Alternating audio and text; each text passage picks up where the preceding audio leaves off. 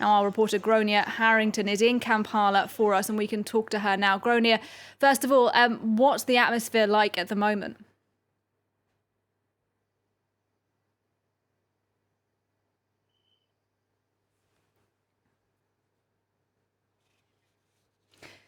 Grainne, tell us, what's the atmosphere like where you are in Kampala tonight? Well, things are quiet now as we're approaching the 9 p.m. curfew, which is due to COVID-19 regulations here. But there's also been a sense of calm throughout the city today. That was in anticipation of that bail hearing in which Bobi Wine was granted bail. Now, he has now come home and is with his family just outside of Kampala here. But there's been one more thing about the death toll from Wednesday's and Thursday's protests also, is that while the authorities are saying that 37 people have died, the main referral hospital here, the National Referral Hospital in Kampala, has said that that toll is closer to 49 in their estimation. And now they won't be getting necessarily numbers from across the country, or not even from across all of Kampala. They won't receive all of those casualties or indeed the casualty numbers. So it seems likely that the toll from the protests, that count, is still going to probably rise a little bit more. And the security services have sent out some very, very clear messages today. In a joint statement, the police and other security forces said earlier on that they will be reinforcing security across Kampala and on the roads coming in and out of Kampala, and that they will be even more strict enforcement of that COVID-19 9 p.m. curfew. And the security minister, Eli Tumwine, gave a very stark warning, not just to the candidates who are out on campaign, but to anybody in the public, warning them that the police in Uganda have the right to shoot, to kill. And so that is a very stark warning for anybody here who is considering protesting in the future. A stark warning indeed there, Grainne. Does that mean that we should expect more violence in the coming weeks? I mean, it is worth reminding our viewers that the elections themselves aren't actually due to be held until the middle of January.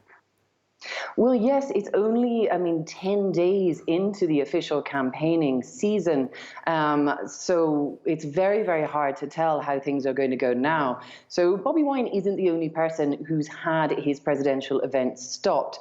Two others, a former spy chief, Henry Tumukunde, and also Patrick Oboya-Muriat of the FDC opposition party, both of them have also had their rallies stopped by police. And today, 5 opposition candidates and their representatives, following Bobi Wine's release on bail, they released a statement accusing the Electoral Commission here of having been co-opted by the security services here in Uganda, and saying that they would stand in solidarity with each other and refuse to be split as an opposition. So they're clearly pushing back against President Museveni, but with such a tension and such a high security presence now, particularly around the capital, which is where those campaigns are due to end in January. It will be interesting to see if people will dare to come out and protest again. And do we have a sense at this stage of how much support Bobi Wine has? Is he the favourite? It's really hard to tell. I mean, the real debate here is whether these enormous crowds that he gathers are more of a cultural event for someone who is, after all, a celebrity, a singer, a showman. This is really his stock in trade, and he is great in front of these crowds.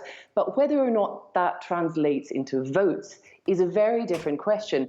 And so President Museveni is considered to still have a strong base, for example, in rural areas, out in the countryside, and 80% of Ugandans still live outside of main urban areas. So it is really hard to tell.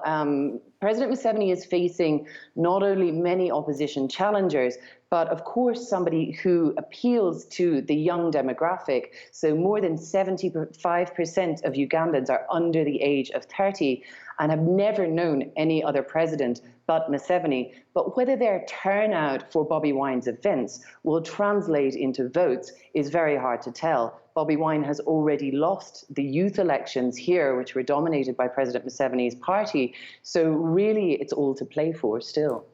All right. Thank you very much for bringing us up to speed. Grainne Harrington there in Kampala as we look at the violence there earlier this week.